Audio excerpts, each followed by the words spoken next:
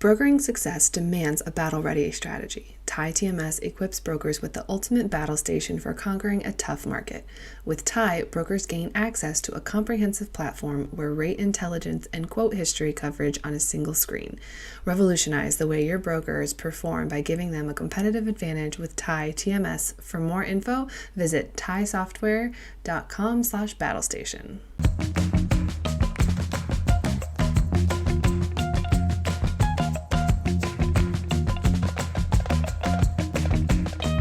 Welcome back to another edition of Check Call. Today we're covering all things on the new FTC ban on non-competes and what it could someday mean for the supply chain world. Don't forget to subscribe to Check Call, the newsletter, on FreightWaves.com if you haven't already. Today we are welcoming back what I like to call friends of the show, if you will.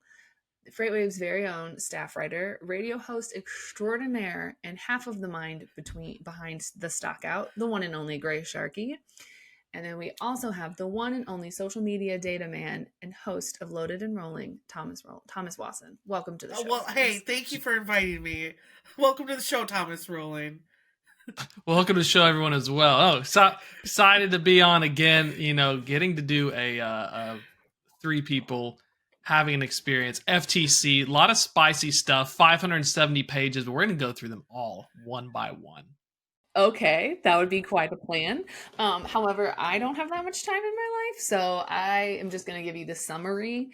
I want to say that I was cool enough to read all 570 pages of the rule, but I didn't. I kind of just read the summary and it took inferences from there. But I will make it through all 570 someday, but today's not that day. It's not that day. But all right, so hot news, fresh out the Federal Trade Commission. They announced, I like to think of it as the shot heard round the world, and it's not the start of the American Revolution like Schoolhouse Rock taught us.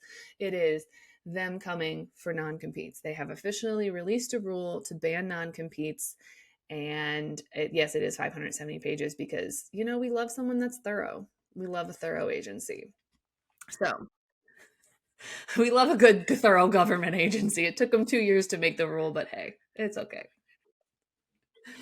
All right, so the official rule that I looked up / they posted is that the final rule provides that it is an unfair method of competition, and therefore it is now a violation for employers to enter into non-compete clauses with workers on or after the final rule's effective date. We don't really know the date of the effective date because originally it was supposed to be 120 days after the rule was submitted into the register. But would you look at that? Someone already filed a lawsuit saying that it's unconstitutional or that they are unhappy with the rule. So yeah, that's exciting. Love that for us. But basically the ban would come in and remove any non-competes in place with one exception. And this is something that I thought was kind of interesting, but they say why. They are exempting senior executives. So any existing non-compete with them will be allowed to stand. And the reasoning for that is that this is a direct quote from the ruling. This subset of workers is less likely to be subject to the kind of acute, ongoing harms currently being suffered by other workers subject to existing non-competes, and because commenters raised credible concerns about the practical impacts of extinguishing existing non-competes for senior executives. That's a very fancy word and a very long way of saying basically because all of the people who do the day-to-day jobs are in those I don't say unfortunate working conditions, but sometimes unfortunate working conditions. I call it the how screwed you are. As in, like, if you're a senior person, you can like find a job really quick, so it's still going to apply to you. But the people are really screwed and they actually don't know the trade secrets. Only like 5 of the 23 herbs and spices. They're the ones being unfairly targeted. And so I think that's the legalese. I don't know why it took 570 pages, though. You know, you think 100 pages or maybe 50 for a ruling that says this isn't fair.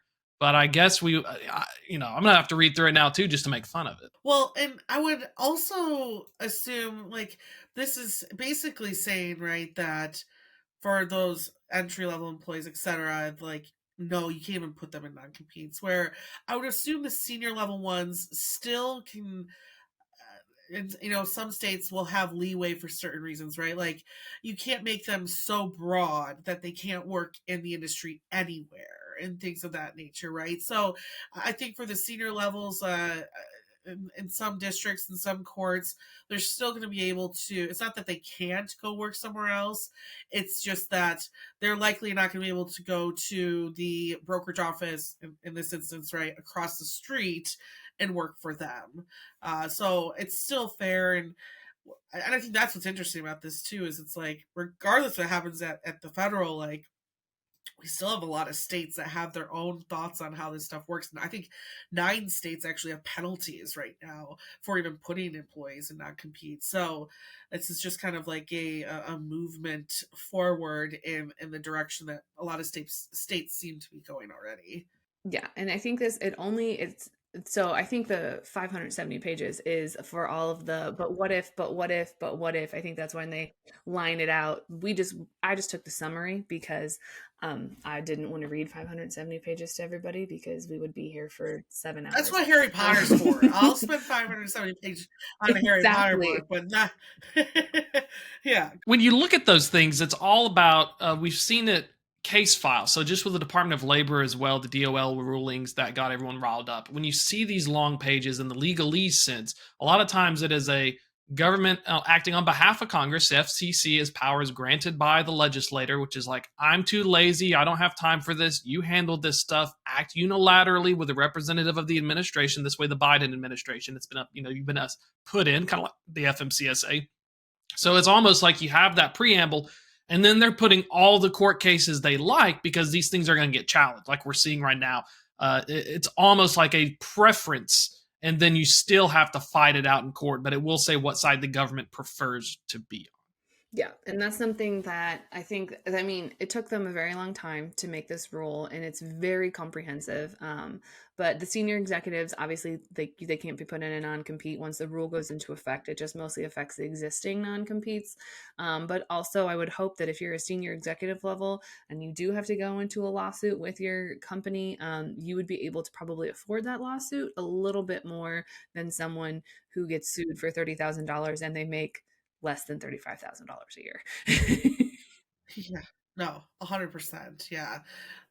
And well, like you said, we already got one lawsuit going this way, so that's from the old Chamber of Commerce, right? Which, Right, right. Well, I'll get into that little lawsuit here in a second, but one of the things that I found very interesting, and this is just some fun facts about the FTC rulemaking process, and there was over 26,000 comments, and only 1,000 of those 26,000 were against non-competes. I'm not sure if it's the largest. I guarantee it's probably not the largest that the FTC has seen. I know the FCC had over 100,000 for net neutrality, so I love it when people get invested in commenting on possible federal rules. I love it. But more importantly, 18% of American workers, or 30 million people, have a non-compete on them. And they actually release some of the stats behind how many people in each state are affected by a non-compete, and then obviously like how much potential earning or how much additional potential earning, and you can find some of those stats on their website. But I picked the top 5 states that have the most amount of non-competes. What one do you guys think is number 1? Ohio, Texas. Texas is number 1. Ohio is number 6, and I included that one for a very specific reason, and if you know, you know. But Texas has basically 10.6 million people under a non-compete, and this is all just kind of estimates that the FTC put together. So I'm sure it could be more if they went around and interviewed everybody. Florida has 7.5 million. New York has 7.4. Illinois has 4.7, not 7. Sorry, dyslexia and numbers don't go well together. Pennsylvania has 4.7 million, and Ohio, number 6, has 4.3 million people in a non-compete, and that's across all industries. That's not necessarily just freight brokerage, because it wasn't until this rule came out that I realized just how many industries are affected by non-competes and how many of them are heavily in healthcare. I think that's interesting. The industry is important as well, because part of me thinks, coming from logistics and supply chain, it feels like the more competitive and commoditized it is, the more likely you're going to see non-competes. And that was what was weird for freight brokerages because it almost feels like you lose that rep. Like a TQL wants to keep their people. You don't want them to go to another place because if they have the same, even if they have existing contacts, all it takes is for them to see your email thing and say, "Oh, it's Bob or Mary, my favorite person I worked with. I'll work with this company because it's so interchangeable." And I feel like healthcare maybe has to be a similar situation because there's so many competing insurance organizations and middle layers that's almost like they're trying to be anti-competitive because it's so competitive. I've heard it's a lot of nurses, and here's a hilarious example too of another non-compete. My mother retired from teaching 2 years ago. She was in a 2-year non-compete. She couldn't even sub for the school district if she wanted to. You can't teach the kids, apparently. Never mind the fact there's like a teacher shortage and a substitute teacher shortage. It's fine. So I think it's kind of nice that they're doing this just because it leaves like this like blanket over all markets and fields, right? Which is cool. And then I think it'll allow the courts to kind of uh take every scenario into its own effect instead of this like blanket rule that's like, yeah, this is acceptable. One of the interesting stories that I saw on the comment period, well, it was a comment, but Matthew Leffler, the armchair attorney, also a friend of the show, we love him. He had gone through and posted, and his one of his LinkedIn posts, he had posted some of the stories and some of the comments that people had shared. And so there was someone that said that they were the owner of a small to medium sized freight brokerage, and non-competes of larger brokerages have basically hindered the ability of people that he can hire. So if he's going through resume and people have applied for jobs with him, basically if he sees certain companies, then he has to turn away potentially people that would be great at his work and thrive and be fantastic there, and pre-trained, highly skilled people. It's basically he has to tell them, "I'm sorry, I can't, because even though you're a great candidate, we can't fight your non-compete." And I think that's, and then that's how we see people leave the industry, and we have all these very talented, qualified logistics people leave. And that's as someone who currently is waiting for a package to show up at my door, and it has been bounced around between two different post offices for a week now, literally 30 minutes from my house. I'm like, wow, it'd be really great if we had a lot of logistics professionals that could solve this problem. Here's the thing that I find interesting is like on the brokerage level of things, especially dependent on how like spot market heavy you are as well. It's like I said this on a show today earlier with Ree, like none of you have a secret sauce. Like even I'm gonna call out even my past brokerage, right? Like I got trained by the TAA Broker 101 course. Like there was no, and they hold people in non-competes. There was nothing proprietary about that job. It was a brokerage business run like every other brokerage business in the space. Now, could I see it differing? And this is where I get excited. Like I think actually as we do add more technology and we start to see companies like Exo Freight or a company like um let's say like Load Smart, right? Where it's like, okay, there's proprietary knowledge, there is operations being built around certain types of tech in particular, right? That change management is occurring. That's where I could see, okay, a non-compete should be in place because we're doing something that's value like so much to our investors, valued at a different rate than just a brokerage who decides like, I want to sling freight off the load board. Like that's totally different. And so I get excited maybe more for the future of like when we actually need to have non-competes for those reasons. But I mean, even that's like the senior level employees more in those discussions, and entry level data entry guy like is there's nothing special about what he's doing. You've taught him nothing of why do like businesses and brokers think that they're teaching lessons as deep as like college, like to these people. Like we had all the training we did. It's like, yeah, that's called running a business, my guy. Like I don't It's called being functional. Like you're just getting I have a bone to pick with that because I had to deal with a non-compete when I left US Express to go to Arrive Logistics. I went from trucking to a brokerage. So we had to get with legal, fill out a bucketing exercise, every customer I had contact with, make sure that I didn't have contact with any customers. So I became a carrier rep my first 6 to 8 months in the org because I had to, you can't approach it from another area. And then when you go through and process it all and get a few legal nasty grams, then you move into like operations where I don't solicit direct. But it's not like you don't have secrets. That's my point. Let me tell you something. You pick things up in a truck and you drop it off somewhere. Where's your secret?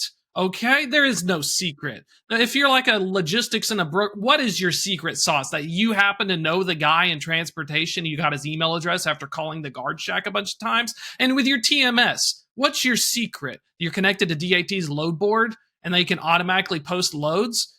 I'm sorry, everyone does that. So I think the FTC, this is a good step in the right direction, regardless of administrations. We're in an election year. If a Trump White House comes in, you're going to see the person over the FTC change and need a new approval, possibly. If Biden remains in the office, you'll probably continue to see the current path. This is what's interesting because regardless of your political affiliation, you need to ask yourself, are they using this to purposely and punish the lower level people who are doing a commoditized job, which all brokers and even for trucking do? Now, if you do the machine learning models and you knew the weights, that's the KFC 23 herbs and spices. I want to know, yeah, that's technology, senior executive, where I know your strategy and who I'm going to screw over. That needs to be protected. But this kind of thing, this is my soapbox. I'm about to step off of it, but it makes me so mad because I experienced it as well. You are not that special. Your service levels are based on your ability to execute simple tasks that everybody else does. Now, unless brokers magically beget a unicorn thing to put on the truck and say this is super special and I can only use it, it's not going to hold up. So I think it does. The court challenges what this FTC ruling will do and what we're seeing leading into the lawsuit Mary's talking about coming up is it is forcing this issue to be decided by courts, and we're finally getting more stuff. Because right now, in my opinion, you're right, it's predatory. Your little 6-month boot camp where they gave you kombucha and you had beer nights at a bowling alley does not constitute secrets at a freight brokerage. It's just a means to inoculate you from the fact that the job sucks. I 100% agree. I was in a non-compete when I was doing LTL pricing, and I had to get legal to sign off on it because they're like, oh yeah, I guess she can go. And I'm like, there's no trade secrets in LTL pricing. It's literally just, hey, what rate base do you want to use? And how are you going to prove that? How are you going to prove damages? Oh, I got damaged from your own incompetence because I didn't do it. If you lose a customer an account, it's either because your rate sucks or your service sucks. It's not because of Thomas most of the time. It's like, hey, do you want to charge only $20 for residential delivery? No. Okay, great. And to go off of what Thomas actually just pointed out too, it's like I'm interested in some of like the agent models or the models that are cradle to grave, and if those start switching to buy sell, because that is kind of, I don't want to say it's a non-compete, but like in those models, you're essentially are getting the customer hooked on the person and not the brand, right? Like they're not getting hooked on in our case, like FreightWaves are getting hooked on phonics with Thomas Watson, and that that right there is like, I think a lot of times why those non-competes exist, because they realize like, oh, we're not figuring out a way to make this about the business as a whole. So I'm interested as like brokers kind of figure out their way around these rules, like if that will be something that they realize. It's like, yeah, we need to create an environment where the customer isn't just working and talking to Thomas all day long, but understands that the same type of experience comes with Thomas or the person next to him or someone else in the office as well. That's the dirty secret. Is that's what gets you the account, is the Thomas, the Mary, or the Grace gets you the account. Brokerages will punish you because then they have to do what I did, which I was an account manager, an AE, account executive. I had to come in and rip it out of your hands so they would finally look at the customer. Because if you lost that person, like if you reach a senior point, so the brokerage idea, like a TQL we've seen with lawsuits, was let's just punish the one person who got us the business, and that's our strategy. And that's something that, like, I think if you're so concerned about one person leaving your brokerage and that losing all that business, I think you might need to look at some of your business practices and say, okay, maybe we need to make some changes. But so the lawsuit right now, as it stands, there's not a lot of details out about it, and I'm sure it'll get appealed and appealed. I'm sure it'll be on the Supreme. I would be shocked if it did not end up on the Supreme Court docket next year. And that is because they already decided what's on it for this year, right? Pretty certain, yeah. Yeah. So the U.S. Chamber of Commerce and several other business groups sued the FTC for its non-competes. The lawsuit was filed in the Fifth Circuit Court of Texas. If you know, you know. It's a good time. It's a great area to file some lawsuits. But the chamber alleges that a universal ban is too wide-reaching and that the FTC is overstepping its legal authority. The FTC has obviously denied that. My personal favorite is the FTC spokesperson went on the record, Douglas Farrar, Farrar. I'm apologizing if I completely butchered your name. He said in an interview with CNBC, our legal authority is crystal clear. Addressing non-competes that curtail American economic freedom is at the very heart of our mandate, and we look forward to winning in court. That right there is like the key to all of this, is the fact that you are hindering the growth of the United States and exactly what our GDP and what we can actually do and start our own businesses because of it. And here's the thing too, I just feel like, as clearly we all know, as past brokers too, it's like we want more business. Like, why wouldn't we be for this? Don't we want people starting their own businesses? Don't we want to see, I mean, people go into the same field that they just like got experience in and develop their own business? Like, that's what's like really awful, I think, about this whole thing to me, is like, yeah, there is no proprietary knowledge coming out of it, and you're stopping people from like doing the same situation you are. I mean, I'm thinking back to some experiences I had where I was in a non-compete, and it's like, but you also, as the owner, came from a brokerage, so it's like you want people to not do what you did. Like, that doesn't make any sense. So I don't know. I just think it's I think there's definitely times where it's called for, but it's just like, let's get over this and see how the economy responds.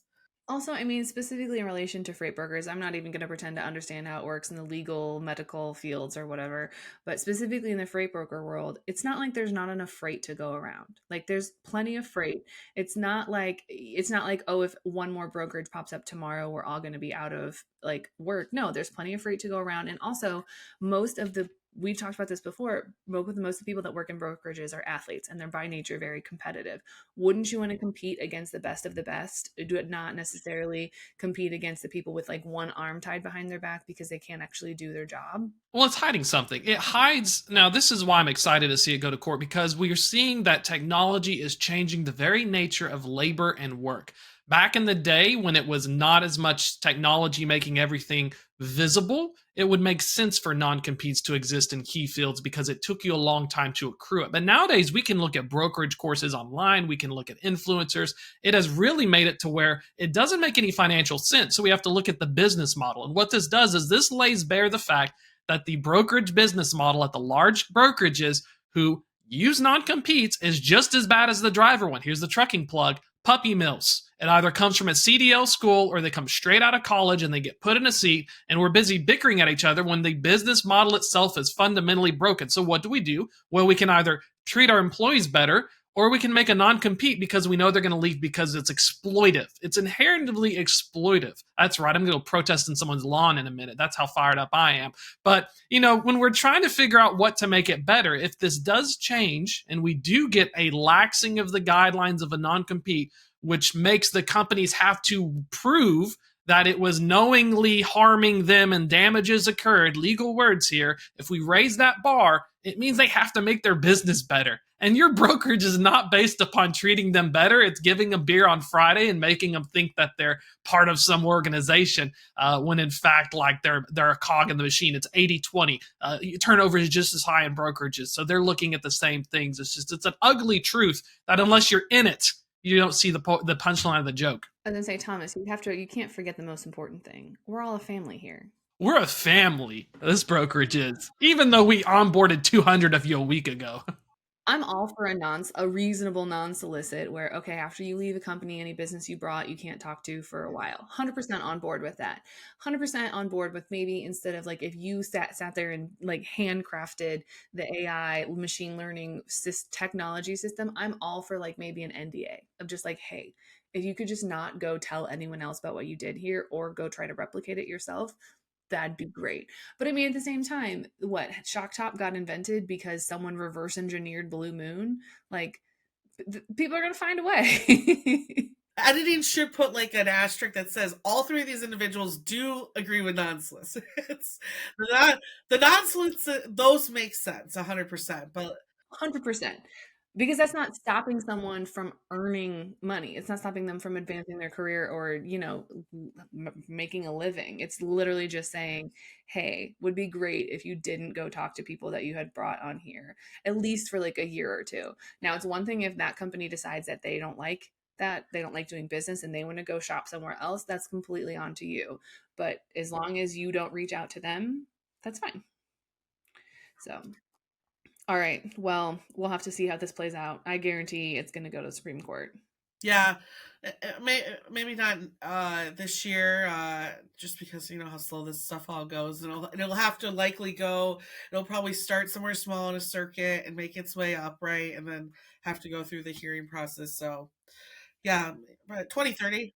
I think it'll take a few years because it's going to go up. I think the biggest takeaway we're going to get in the next few years is this is the first step in the battle, but I do think the outcome is going to be further defining for non-competes. It's going to have to very closely define it because it's very broad right now as the current rules stand. So either if the companies win and the court side for them, they'll have that fuzziness still exist in place. But if it doesn't, it means that fuzziness has narrowed, and then you really have to prove it, which is going to be the most important thing to see. I think it'll benefit the low level people, like anyone listening that's a broker or a slick sleeve that has just started, that you just signed the 2-year, because once you become a freight broker, what you can do, work at like that's all freight brokerages. You're doing a similar job. So I'm looking forward to the clarification because that's going to be the biggest thing. I think that just like with trucking, defining your role and nature in the next 5 to 10 years, we're going to see, because of how jobs have changed with technology, all these labor laws made from decades ago are going to have to be refreshed because people can just move more freely now because knowledge is so much more available. That's why I'm geeking out about it. Matt Leffler had more fun time, but that's going to be the cool thing to get your popcorn out for. Yeah, I'm excited for it. I'm hoping that I wanted to move quickly, but I know that it won't. So here's hoping that roughly 101.7 million Americans in a non-compete will hopefully get some resolution soon and be able to move on with their lives. Speaking of moving on, it is the end of the show. You guys have to answer a ridiculous question, and I don't believe I've asked you this one yet. So, Grace, let's start with you. If you could have any superpower, but it only worked on Wednesdays, what would it be? Any superpower only worked on Wednesdays. Honestly, it would probably be to know what someone's thinking. God, can you imagine being a journalist and being able to interview someone?